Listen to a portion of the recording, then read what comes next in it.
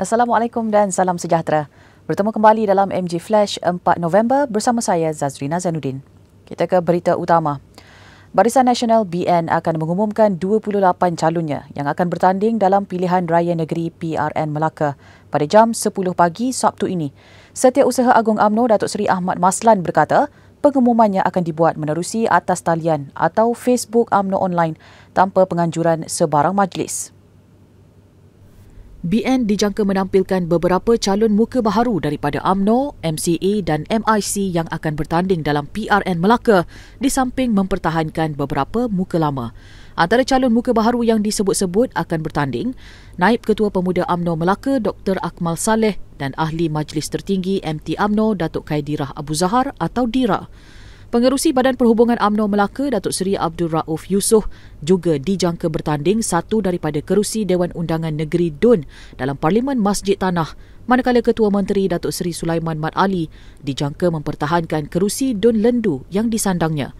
Suruhanjaya Pilihan Raya SPR menetapkan tarikh mengundi PRN Melaka pada 20 November ini, manakala penamaan calon 8 November dan undi awal 16 November. Dalam pada itu, Pengerusi Pakatan Harapan PH Datuk Seri Anwar Ibrahim dijangka mengumumkan calon parti gabungan itu esok bagi menghadapi pilihan raya negeri PRN Melaka 20 November ini. Bagaimanapun, lokasi dan waktu pengumuman masih dibincangkan antara PKR, Amanah dan DAP. Timbalan Pengerusi PKR Negeri Datuk Gui Tek berkata Presiden PKR itu dijangka mengumumkan 28 calon yang bakal membawa cabaran PH untuk mengekalkan kerusi sedia ada selain merampas kerusi Barisan Nasional BN dan Perikatan Nasional PN. Memetik laporan berita harian, beliau dilaporkan berkata tempat dan waktu masih dibincangkan tetapi yang pasti ia di Melaka bukannya di Kuala Lumpur atau Petaling Jaya. Sementara itu, sumber Amanah memberitahu parti berkenaan memberi mandat kepada Datuk Seri Anwar Ibrahim untuk mengumumkan calon sejajar tanggungjawab diberikan kepada beliau untuk memimpin PH. Pembahagian kerusi antara parti komponen PH bagi menghadapi PRN Melaka ialah PKR sebanyak 11 kerusi, diikuti Amanah 9 dan DAP 8. DUN Melaka mempunyai 28 kerusi. Ketika ini PH mempunyai 11 kerusi iaitu DAP 7, Amanah 2 dan PKR 2, manakala BN mempunyai 12 kerusi dan PN 1. Berita berikutnya. Jabatan Agama Islam Wilayah Persekutuan Jawi membenarkan warga asing yang sudah lengkap 2 dos vaksin untuk solat fardu secara berjemaah di surau dan masjid berkuat kuasa pada waktu solat maghrib hari ini. Pengarahnya Datuk Muhammad Ajib Ismail berkata, syarat penjarakan 1,5 meter yang diamalkan sebelum ini juga dikurangkan kepada 1 meter.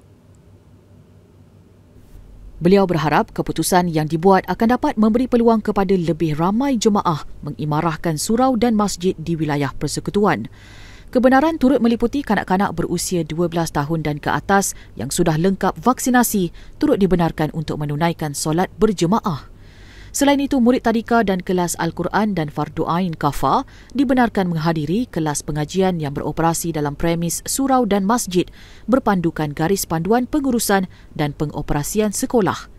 Menurut Muhammad Ajib, penganjuran majlis sosial dibenarkan seperti kenduri, majlis sambutan perayaan, perkahwinan, akikah dan lain-lain untuk diadakan di Dewan Surau dan Masjid bagi individu lengkap vaksinasi dengan 50% kapasiti ruang serta pematuhan prosedur operasi standard SOP.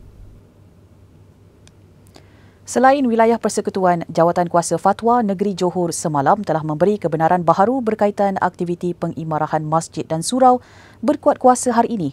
Perkara itu dimaklumkan menerusi satu kenyataan bersama Pengerusi Jawatankuasa Hal Ehwal Agama Islam Johor, Tosrin Jarvanti, Mufti Johor Datuk Yahya Ahmad dan Pengarah Jabatan Agama Islam Negeri Johor JAINJ, Datuk Mat Rofiki Samsudin semalam. Selain di 91 buah masjid dan 14 surau yang terpilih, majlis akad nikah juga dibenarkan diadakan di JAINJ, Pejabat Kadi Daerah, Dewan dan Balai Raya bermula 7 November ini.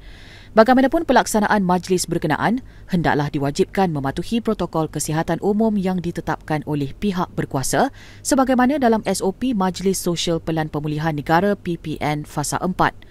Pengumumannya dibuat setelah mendapat perkenan Sultan Ibrahim Sultan Iskandar sebagai Ketua Agama Islam Negeri sebagaimana peruntukan fasal 57(A Undang-Undang Tubuh Kerajaan Negeri Johor 1895 dan Seksyen 6 Enakmen Pentadbiran Agama Islam Negeri Johor 2003. Menteri Wilayah Persekutuan Datuk Seri Syahidan Kasim bersama Dewan Bandaraya Kuala Lumpur DBKL diharap dapat bertegas dengan keputusan serta pelaksanaan larangan penjualan arak di kedai runcit dan serbeneka yang berkuat kuasa 1 November lalu. Ketua Pemuda PAS Senator Insinyur Khairin Nizam Kirudin berkata, keputusan kerajaan itu sangat bertepatan dengan nilai dan jati diri Malaysia. Beliau berkata demikian selepas 7 ahli Parlimen Pakatan Harapan PH memohon Menteri Wilayah Persekutuan dan DBKL untuk mempertimbang menarik balik perintah larangan baharu bagi penjualan minuman keras di Kuala Lumpur. Mereka terdiri daripada Ahli Parlimen Ceras Tan Kok Wai, Ahli Parlimen Segambut Hana Yoh, Ahli Parlimen Bukit Bintang Fong Kui Lun, Ahli Parlimen Seputih Teresa Kok, Ahli Parlimen Kepung Lim Lip Eng, Ahli Parlimen Wangsa Maju Dr. Tan Yi Kiew dan Ahli Parlimen Batu Prabhakaran Parameswaran.